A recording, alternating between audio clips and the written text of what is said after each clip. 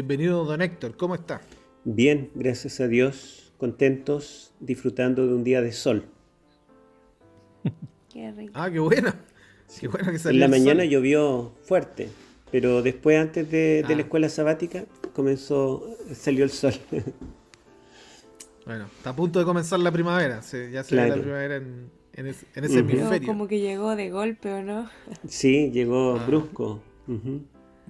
Ya no existen esas estaciones eh, como intermedias, sino que son muy así Claro, fue marcadas. Claro, como cambio climático. sí. Ujú.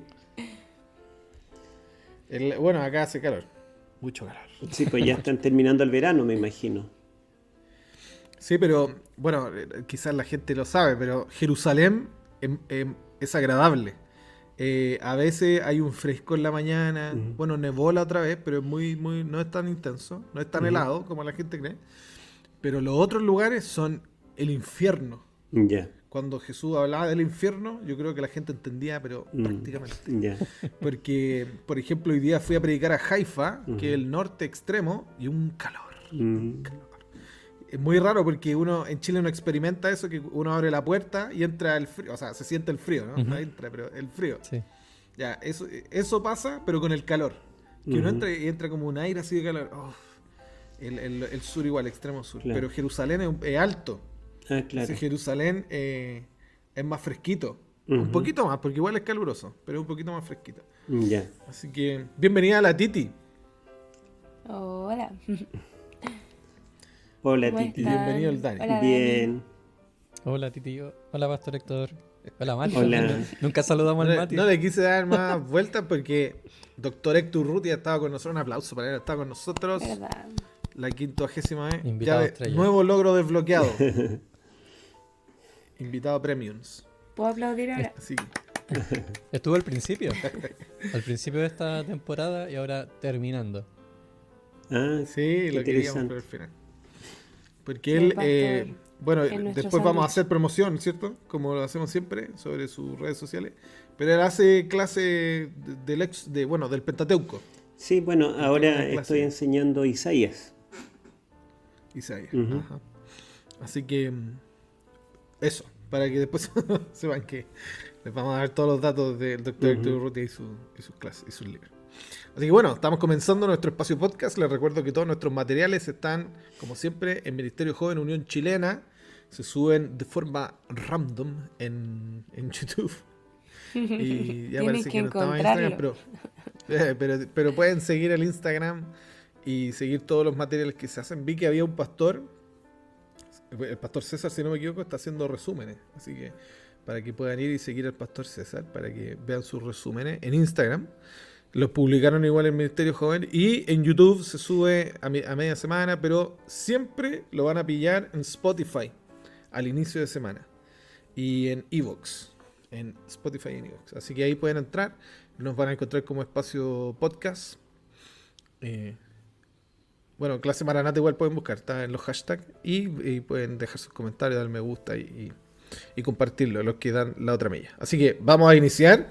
Le vamos a pedir a nuestro invitado que pueda hacer la oración inicial y vamos a entrar de lleno en el comentario de la lección de esta semana. Ya, oremos. Padre Celestial, te damos gracias porque podemos estudiar tu palabra, porque podemos comentarla y sabemos, Señor, que seremos los primeros beneficiados, pero también todos los que escuchen podrán conocerte un poquito más.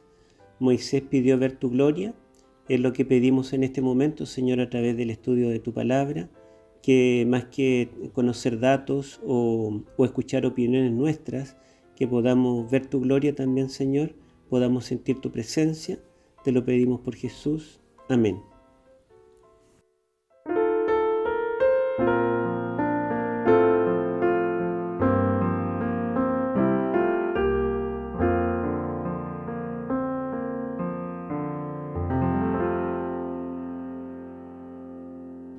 Muy bien, vamos a comenzar. Titi, ¿de qué trató la lección de esta semana?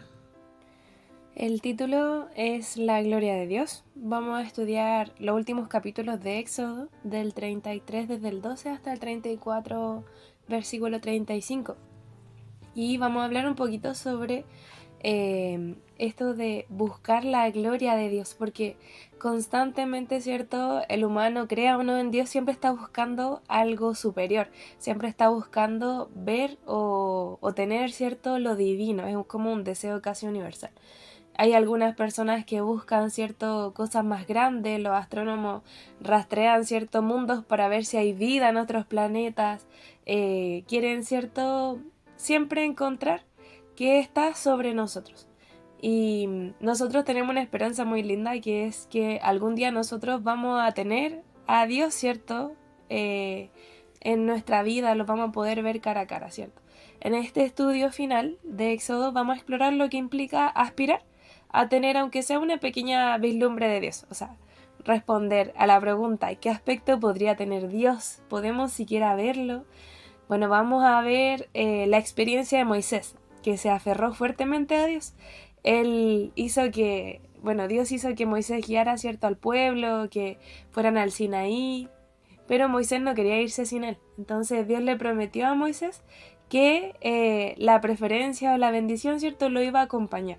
Y Moisés debió sentirse bien abrumado ante ese reconocimiento de Dios, ¿cierto?, de su relación especial con él. Y le dijo, ¿cierto?, en el versículo 18, déjame ver tu gloria.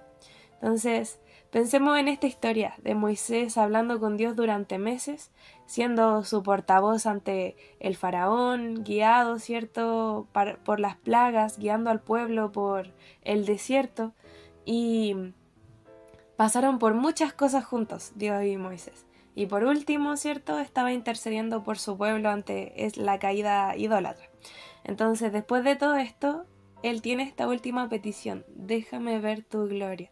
Pero hablemos un poquito, ¿cierto?, de la relación que había entre ellos, qué era realmente esta conversación que tenían. De eso vamos a hablar el día de hoy. Muy bien. El texto de esta semana se encuentra en Éxodo 33, del 12 al 34-35, pero vamos a leer el texto corto que está del 12 al 18 en el capítulo 33, diciendo, y dijo Moisés a Jehová, mira, tú me dices a mí, saca a este pueblo, y tú no me has declarado a quién enviarás conmigo. Sin embargo, tú dices, yo te he conocido por tu nombre, y has hallado también gracia en mis ojos. Ahora pues, si he hallado gracia en tus ojos, te ruego que me muestres ahora tu camino, para que te conozca, y halle gracia en tus ojos. Mira que esta gente es pueblo tuyo. Y él dijo, mi presencia irá contigo, y te daré descanso. Y Moisés respondió, si tu presencia no ha de ir conmigo, no nos saques de aquí. ¿Y en qué se conocerá aquí que he hallado gracia en tus ojos, yo y tu pueblo? Sino que tú andes con nosotros, y que yo y tu pueblo seamos apartados de todos los pueblos que están sobre la faz de la tierra. Y Jehová dijo a Moisés, también haré esto que has dicho, haré esto que has dicho, por cuanto has hallado gracia en mis ojos, y te he conocido por tu nombre. Él entonces dijo, te ruego que me muestres tu gloria. Vamos a preguntarle al doctor, ¿qué opina de este texto casi final de Éxodo? Ajá. Bueno, estoy vinculando la historia de Moisés desde antes que nazca, porque él nace de Jocabet, de ahí viene la gloria de Jehová, Kabod en hebreo gloria, ¿verdad? Entonces, de alguna forma él está vinculado con la gloria de Jehová desde antes de nacer, desde el vientre de la madre, podríamos decir. La palabra gloria, ¿verdad? Kabod, está, digamos, una palabra clave, diría, en el libro del Éxodo, pensando en el tabernáculo, en la gloria de Jehová sobre el arca, la Shekinah. Y bueno, yo sé que en el Nuevo Testamento también tenemos, ¿verdad?, un desarrollo mucho mayor de la temática, que me parece que lo vamos a conversar más rato. Por otro lado, ¿verdad?, también nosotros nos preguntamos ¿cómo será ver a Dios? La Biblia promete en Apocalipsis 22 que los redimidos veremos su rostro. Y también, ¿verdad?, nos preguntamos si Dios tiene una apariencia, una forma como nosotros. Sabemos que fuimos hechos a su imagen, sin embargo, Dios no es creado. Dios no está hecho de átomos como nosotros, ni de moléculas, ni de células. Todo eso es parte de la creación. Entonces, al imaginar a Dios, estamos frente a un misterio, por lo más que tengamos revelación de Él, ¿verdad? Y de hecho Moisés no lo vio de frente, pero con haber escuchado su nombre y ver su espalda, para Moisés fue una gran revelación. Creo que nosotros también podemos ver la espalda de Dios cuando estudiamos su palabra, al imaginar, ¿verdad?, cómo puede ser. Ajá. Yo quisiera aportar acerca de la presencia, ¿no? Porque esto de la gloria está relacionado completamente con la presencia de Dios, ¿no? Como que no... Cada vez que dice tu gloria, tu presencia, es como, vamos a decirlo así, casi intercambiables, la gloria y la presencia.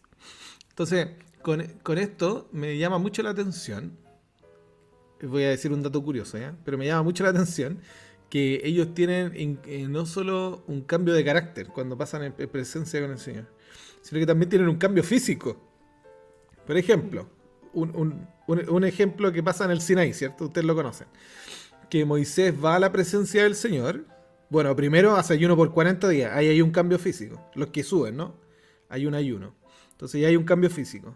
Pero el segundo, que es el más notorio, es la luz que sale de su rostro. Ahora, quiero decir algo interesante que pasa con este dato de la luz. Que en el texto, acerca de la luz del rostro que sale de Moisés, que está en Éxodo 34, del 29 al 35, que es al final del texto de esta semana. Vamos a decir así, la palabra que se ocupa para esta emisión de rayos, ¿cierto? Es Karán. La palabra Karán puede ser emitir rayos, resplandecer luz, pero lo que pasa es que la palabra Karán también significa como cuernos en hebreo, ¿ya? O es similar, ¿ya? Es similar a tener cuernos. ¿Por qué? Porque es curioso. Porque después la Vulgata Latina, ¿cierto? La Vulgata Latina, San Jerónimo decide ocupar la palabra cornuta, que significa cornudo. Cornuta eset faciesua, que tenía cuernos, o era cornudo.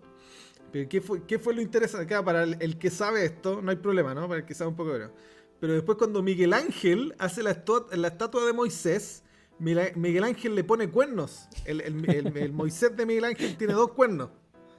Pensando que... Porque él lee la Vulgata. Él leía latín.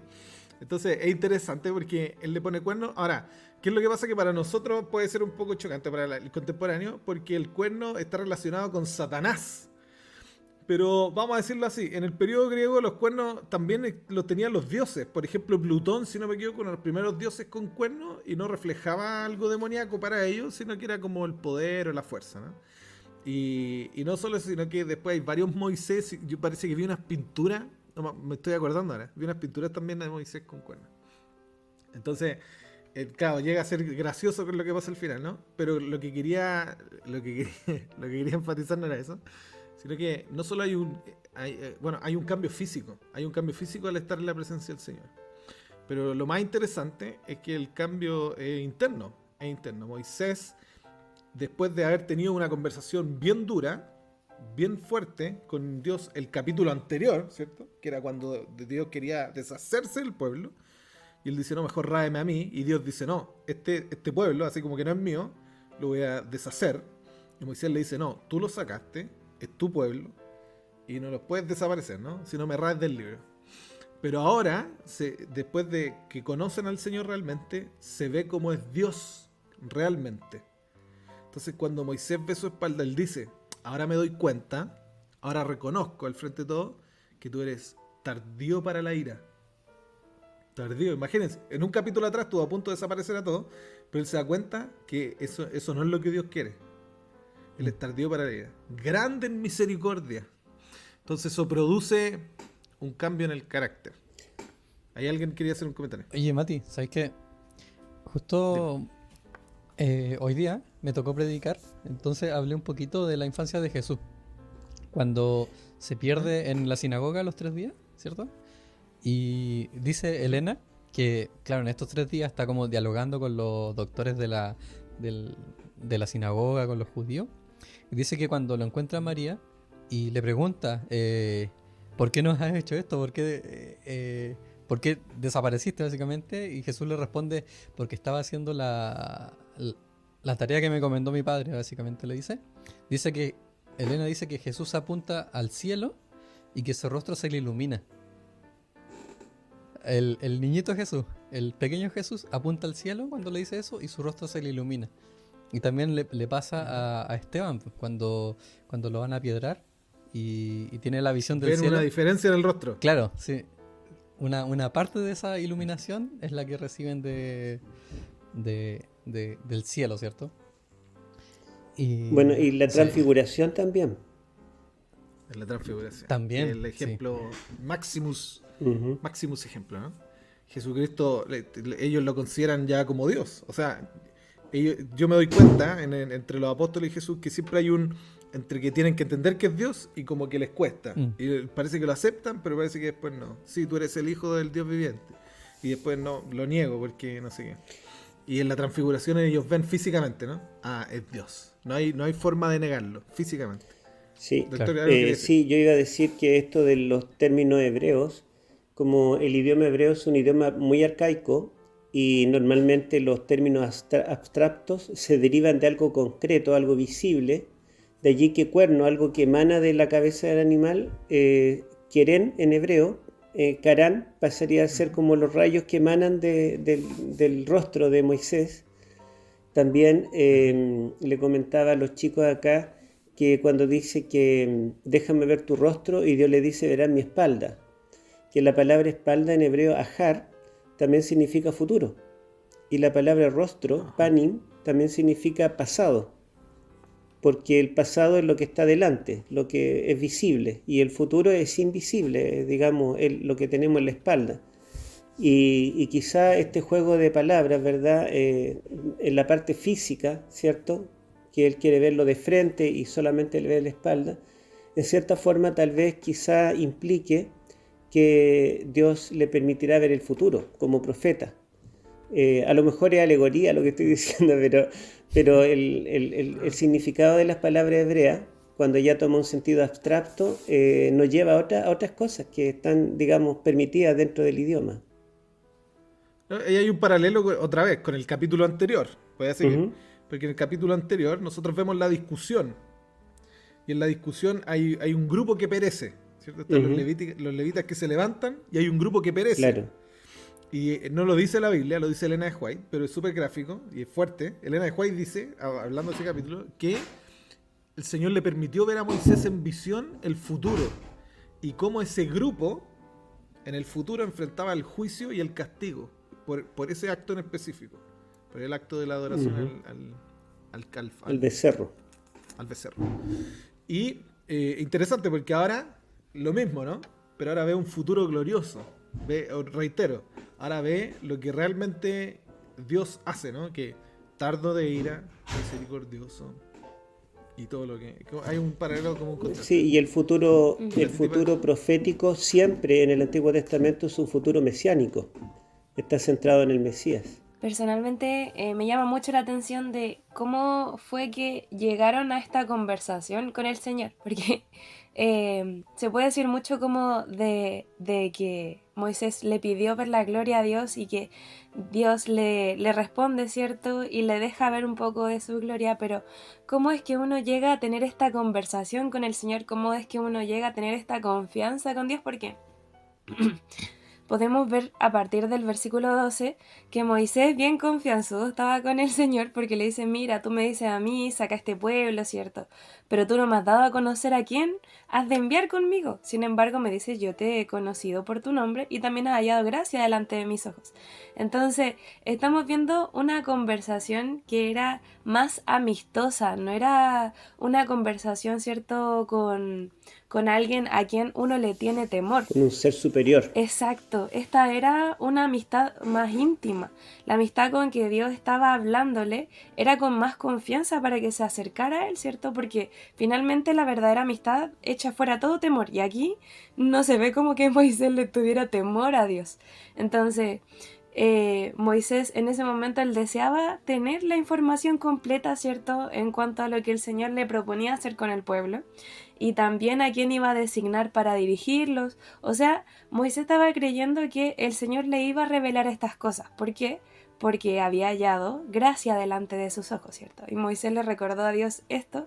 Y no solamente esto, sino que esta gente también era su pueblo. También era, ¿cierto? Como responsabilidad de Dios para que tuviera en consideración con ellos. ¿Ya? Me gusta porque se demuestra esta confianza que había en esta conversación.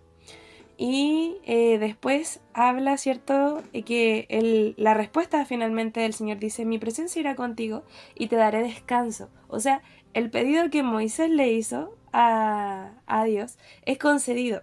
La presencia de Dios mismo iba a ir con ellos y también les iba a dar descanso, o sea, le iba a dar la posesión de la tierra de Canaán. El Señor no ve esta petición como fuera de lugar o que se está pasando de patúo, no, es una conversación, ¿cierto? Amena y en la que el Señor le responde lo que él estaba pidiendo. Después dice, y él le respondió: si tu presencia no ha de ir conmigo, no me saques de aquí, o sea, a pesar, ¿cierto?, de esta conversación previa, Moisés no estaba satisfecho aún con la conversación. De hecho, él quería pedirle más a Dios. No bastaba, ¿cierto?, la promesa solamente para el pueblo. O sea, él le dice, ¿cierto?, que quería que fueran apartados. Él después le dice: ¿en qué pues se concederá que he hallado gracia ante tus ojos yo y tu pueblo? ¿No será en que tú vas con nosotros y en que yo y tu pueblo llegamos a ser diferentes de todos los pueblos que están sobre la faz de la tierra? O sea, quería que fueran diferentes de otras naciones, ¿cierto? Quería que la presencia de Dios estuviera con ellos y ellos fueran su pueblo y Él fuera su Dios, como esta relación que el Señor siempre había querido con ellos. Entonces yo me imagino que el Señor estaba recontento con esta conversación porque por fin se estaba dando, ¿cierto?, lo que el Señor siempre ha anhelado, que Él sea un Dios para su pueblo y ellos se comporten como su pueblo, como un pueblo escogido, como un pueblo distinto. Y después en el versículo 17 vuelve a hablar el Señor, ¿cierto? Dice: también haré esto que has dicho. O sea, como que era el momento para pedirle las cosas a Dios, porque el Señor estaba cediendo en todo lo que Moisés le estaba pidiendo. Le dice: también haré esto que has dicho, por cuanto has hallado gracia ante mis ojos, ¿cierto? Y te he conocido por tu nombre.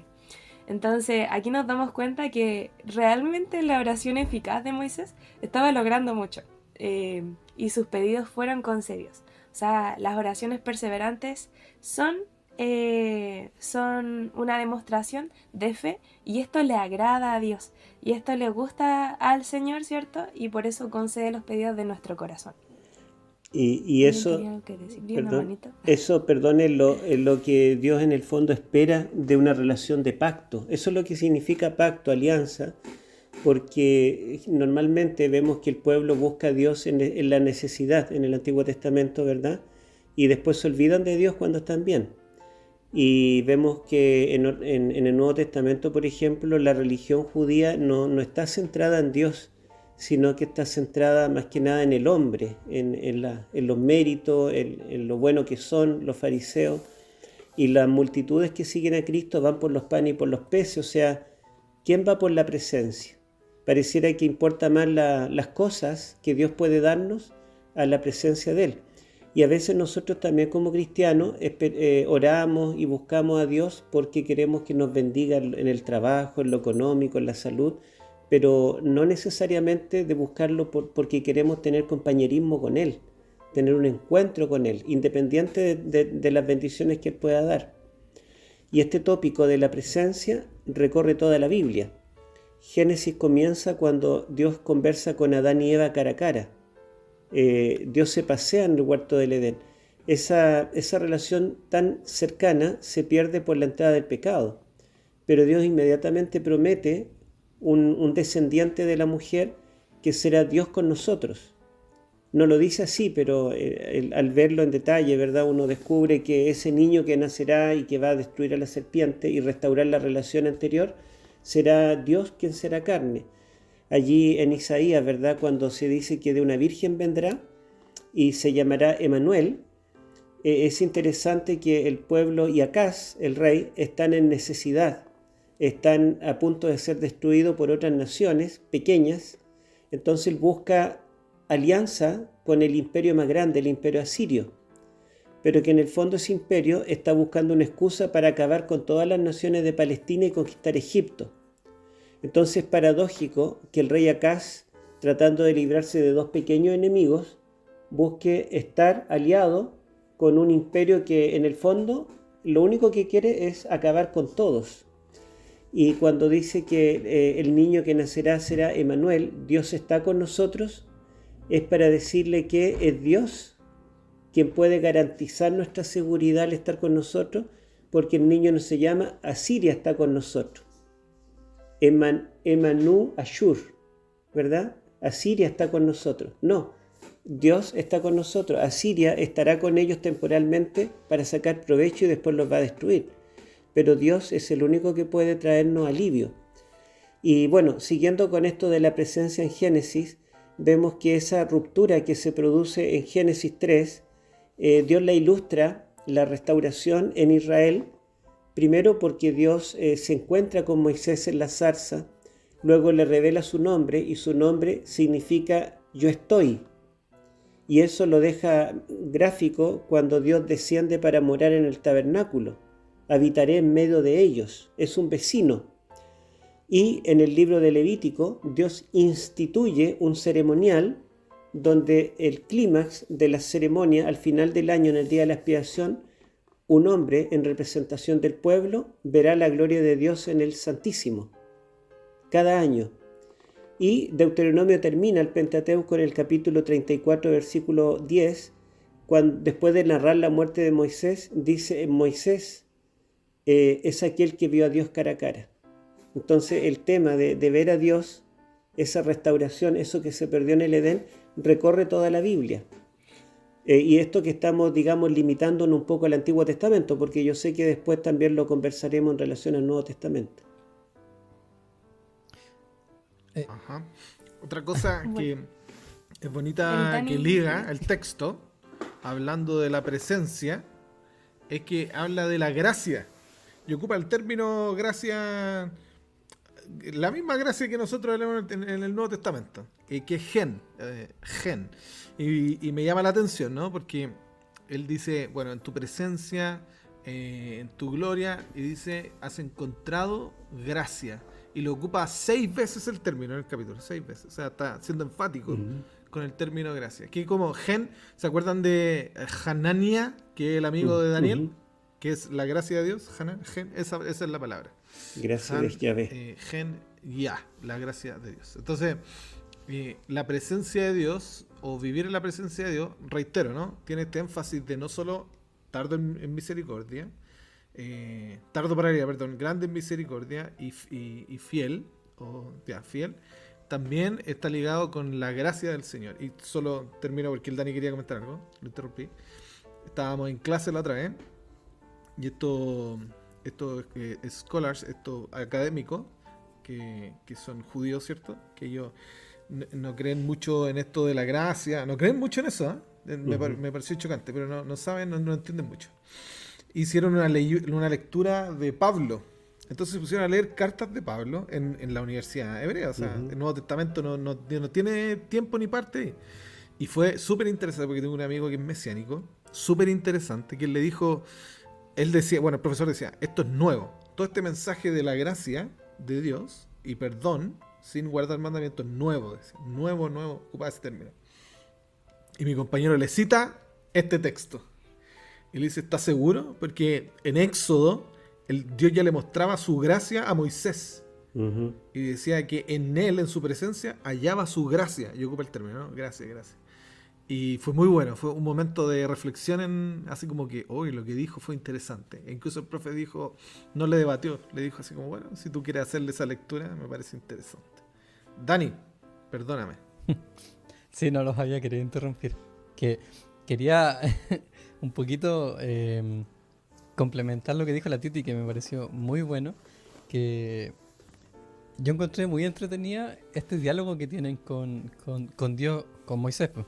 Porque es cierto, cuando uno lo lee al principio, como que dice, uy, ¿qué onda? ¿Por qué Moisés contradice? O como que eh, se tiende como a pensar de que Moisés le da como cierta idea a Dios, po. O sea, le dice, Dios le responde, muy bien, voy a hacer esto como tú dices, básicamente. Y es como súper extraño, porque es como que Dios cambió de postura, algo así, y no es así, po. Entonces, eso me viene a pensar, por ejemplo, eh, Dios en un momento le dice, voy a destruir a este pueblo, ¿cierto? Que es terco, que es duro de servir, que no entienden, y voy a hacer una nueva nación a partir de ti. Entonces, eh, la pregunta es la que me viene, ¿Dios cambió de opinión con lo que le dijo Moisés? No, mejor ráeme a mí. Y no es así. Lo que me di cuenta era que en realidad eh, todo apunta a Jesús. ¿En qué sentido? Que llega un momento en el que Dios y Moisés están hablando el mismo idioma, o sea, están eh, vinculados. O sea, Dios no esperaba que Moisés no le respondiera así. No era como que Moisés estuviera contradiciendo a Dios o dándole ideas, sino que los dos estaban caminando hacia el mismo lado, porque Moisés estaba pasando a interpretar este símbolo que es Cristo. Ujú. Entonces, eh, están los dos vinculados, aunque pareciera que es un diálogo, están apuntando hacia la misma idea, que es redimir al pueblo, ¿cierto? Y llevarlos a un lugar. Entonces, eh, es como súper interesante verlo así. Entonces, cuando vemos este símbolo, ¿cierto? De que Moisés está en la misma sintonía con Dios, es que eh, le pide ver ¿cierto? Su gloria, ¿cierto? Le muestra la espalda y, ¿cierto? Moisés se le ilumina el semblante. Entonces, por ejemplo, Elena de White en Patriarca y Profeta dice, mediante este resplandor Dios trató de hacer comprender a Israel el carácter santo y exaltado de su ley y la gloria del Evangelio revelado en el futuro, ¿cierto? Mediante Cristo. Entonces, para allá apuntaba. Y más abajito dice, la gloria reflejada en el semblante de Moisés representa las bendiciones que por medio de Cristo ha de recibir el pueblo que obedece los mandamientos de Dios. Entonces, es un diálogo que apuntan los dos al final, donde mismo a exaltar el carácter de Dios, ¿cierto? A través de esta luz que se ve. Es muy bonito. Bueno, le había contado, ¿cierto? Todo esto previo que hubo en la conversación, toda esta como relación que se demuestra con toda esta conversación que se tuvo entre Moisés y Dios. Entonces se da de notar de que hay confianza, ¿ya? Esa es la conclusión como de toda la conversación previa. Hay confianza entre los dos y llega este momento en el que nosotros sabemos que en repetidas ocasiones Moisés ya había estado en la presencia de Dios, pero él sí sabía la solemne tarea que le tocaba, ¿cierto?, tener con el pueblo. Él sabía que necesitaba de una conexión siempre más íntima con Dios.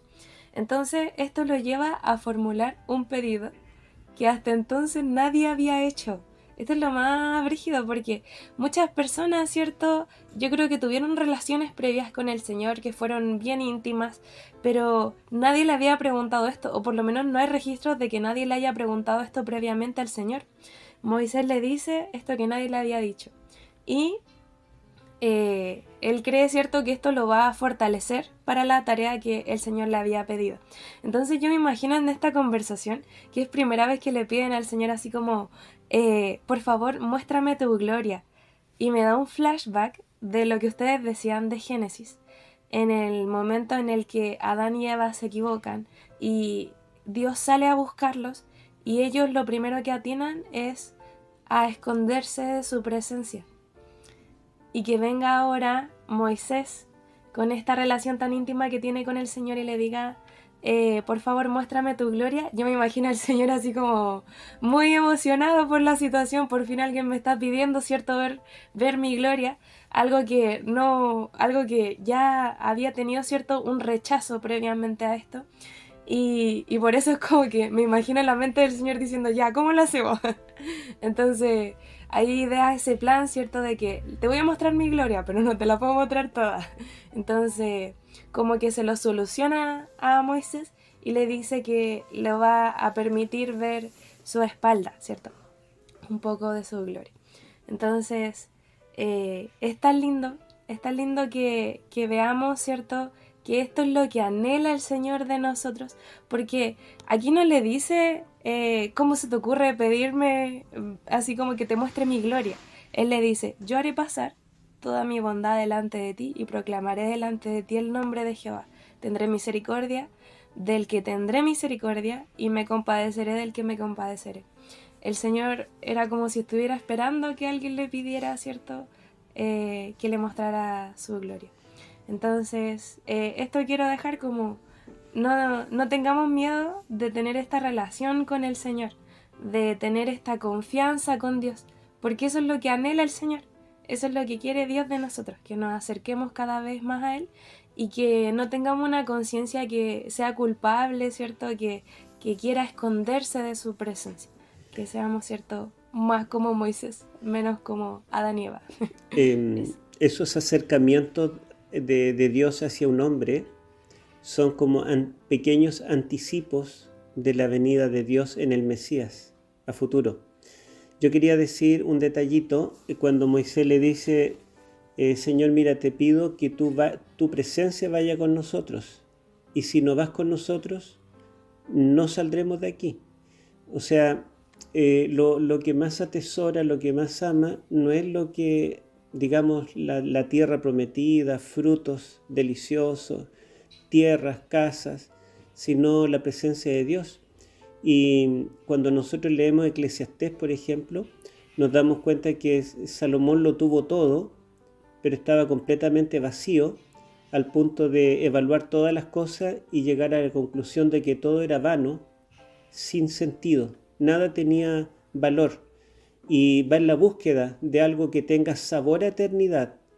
Y finalmente lo encuentra y dice, el fin de todo el discurso oído es este, teme a Dios y guarda sus mandamientos. Esto es el todo del hombre. Entonces, finalmente podemos darnos cuenta que lo único que tiene valor es encontrar al Creador, de donde venimos. Y quería mencionar la diferencia entre Saúl y David. Cuando Saúl fue desechado y le rogó a ¿cómo se llama? Samuel, que no le quitara el reino, es interesante que le dijo, el reino será quitado de ti y dado a otros. Entonces Saúl se desespera y le dice, no me quite el reino. Y después finalmente, como ya no tiene nada que hacer, le dice, mira, está bien, pero no lo digas. No quiero que yo quede como perdedor. En otras palabras, le interesaba la apariencia. Y lo que no quería era perder el reino, pero en ningún momento dijo que Dios no me deje. En cambio, David, cuando cometió el gran pecado con Betsabé, en el Salmo 51, lo que él pide que no se le quite es, dice, no quites de mí tu Santo Espíritu, no apartes el gozo de tu salvación. O sea, David, su temor era perder la presencia de Dios. No era perder el reino o perder la riqueza o todo lo que tenía. Estaba dispuesto a perderlo todo.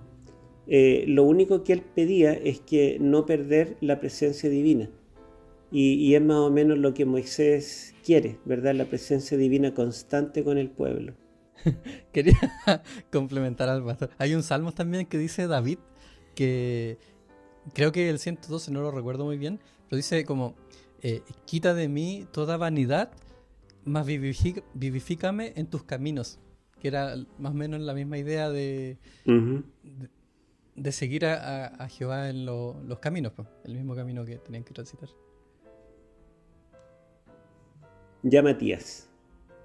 Sí. No, ya no. Espérame, déjame un segundo. Ya. Entonces, pasar a la segunda parte. ¿Qué pasa con la presencia del Señor? Quiero saber que me responda el doctor Héctor. Porque en el Antiguo Testamento vemos la gloria de Dios en el tabernáculo. Ujú. Vemos la gloria de Dios en las plagas, en la nube, en la columna de fuego, en los carros de fuego y gloria en Ezequiel 1.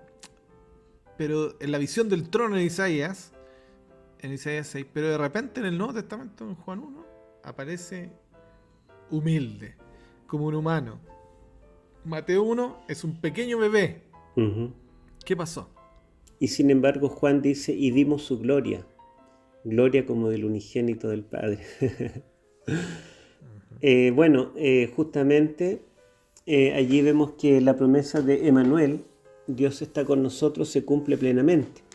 Y todas las expectativas del Antiguo Testamento, la presencia de Dios en el santuario, justamente Juan utiliza el verbo eskenó en griego, y eskenó viene de eskene, que significa tabernáculo.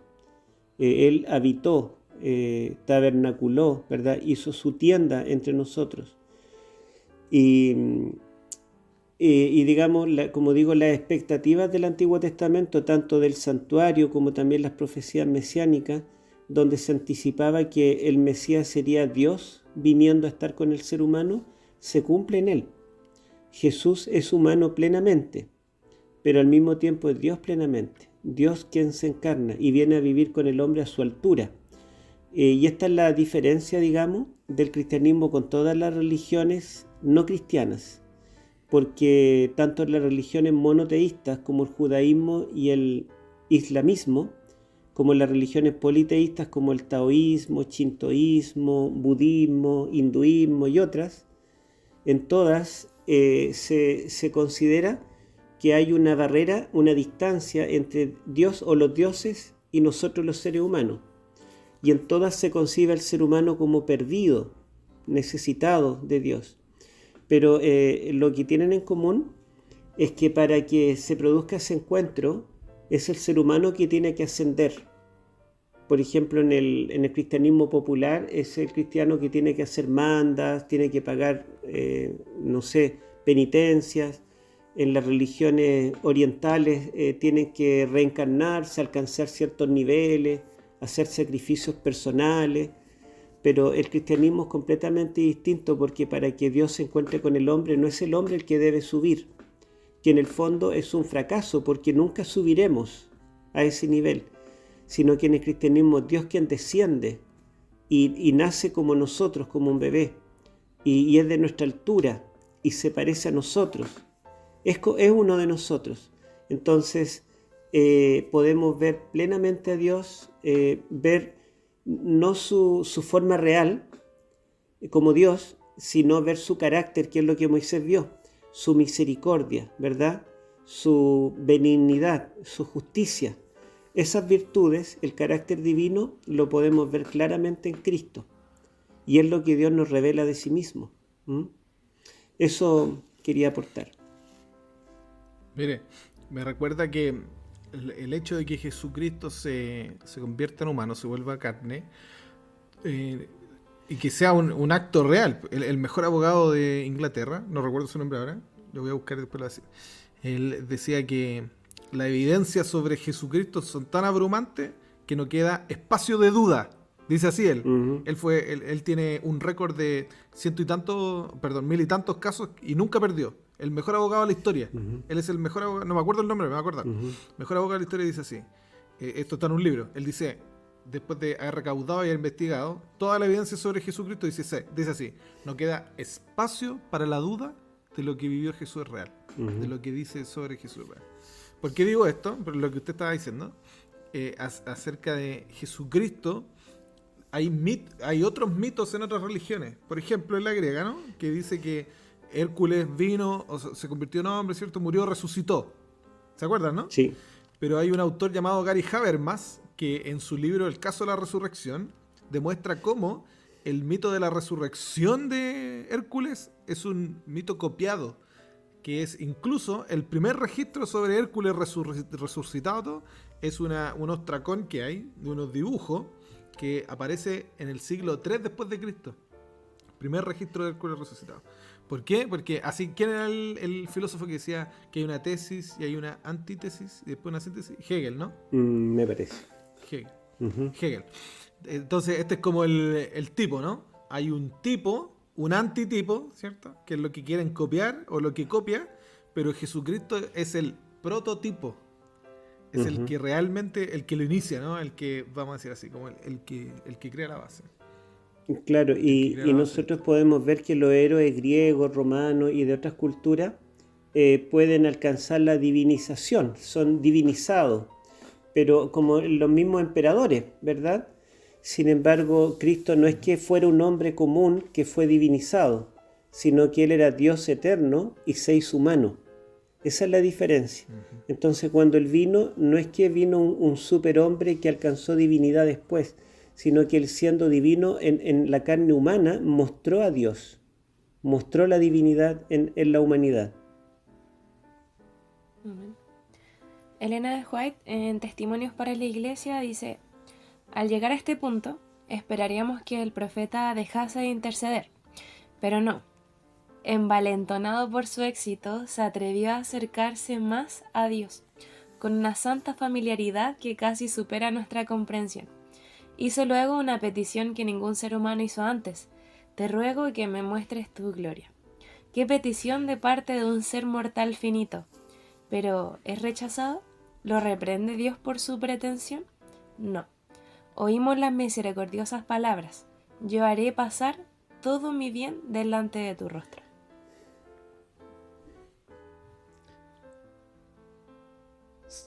¿Saben de qué me acordé? Me acordé de algo hablando que ahora se me vino a la cabeza. Ya estamos terminando, pero ¿se acuerdan de Simeón, la persona que estaba en el templo y ve a Jesús cuando lo van a presentar? Sí, Simeón era claro, el un sacerdote anciano. dice que era, claro, dice que era justo y recto en los caminos de Dios. Y el Espíritu Santo le promete que va a ver al Hijo unigénito, ¿cierto? Antes de morir. Entonces, cuando lo llevan al templo, puede ver a Jesús y dice que lo toma en brazos y dice: ahora tu siervo puede descansar en paz porque he visto, no recuerdo si dice la gloria al Señor o al Hijo unigénito de la salvación, pero es como ese sentido. Entonces lo ve y dice: puedo descansar en paz. Esa es la gloria de Cristo.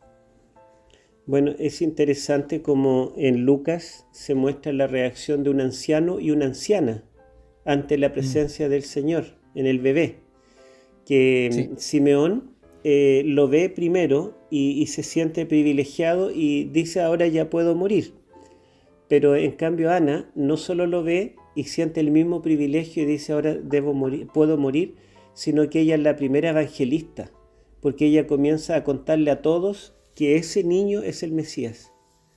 Así que tenemos una reacción diferente, ¿verdad? Y nosotros podemos, ante la impresión de ver a un personaje, podemos quedarnos como pálidos, callados, o bien podemos contarle a todo el mundo: oye, vi a tal persona, me dio el autógrafo.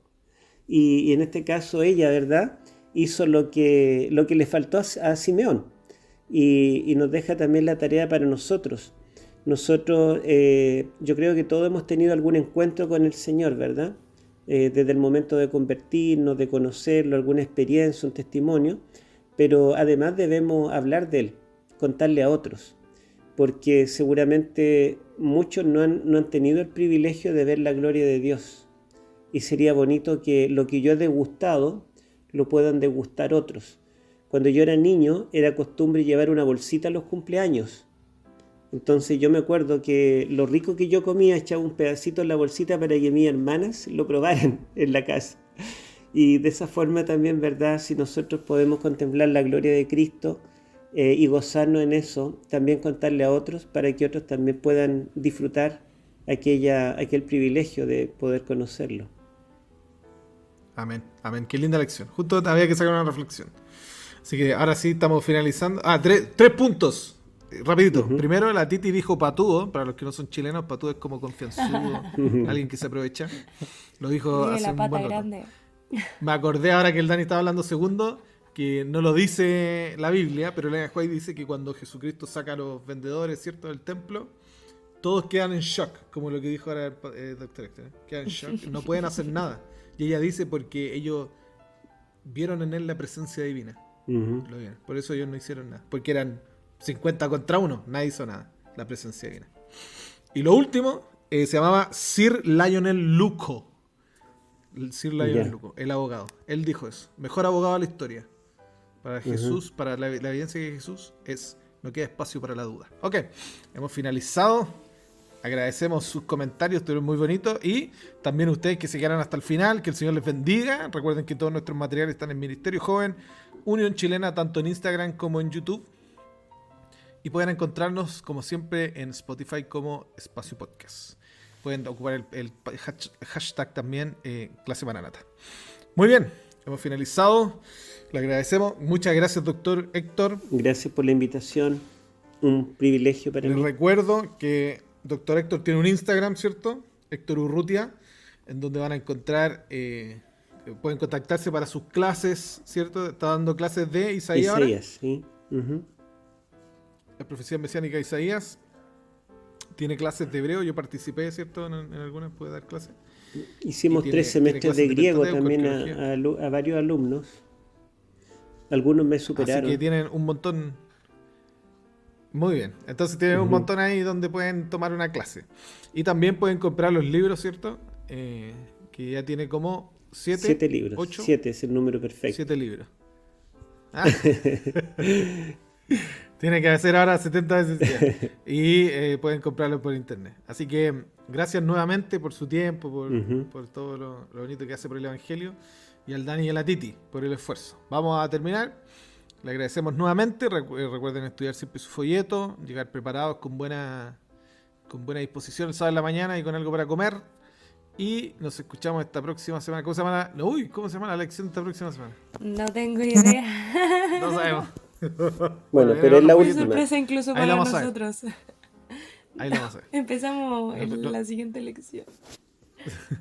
Nos escuchamos en un nuevo Espacio Podcast. Chao. Chao, bendiciones.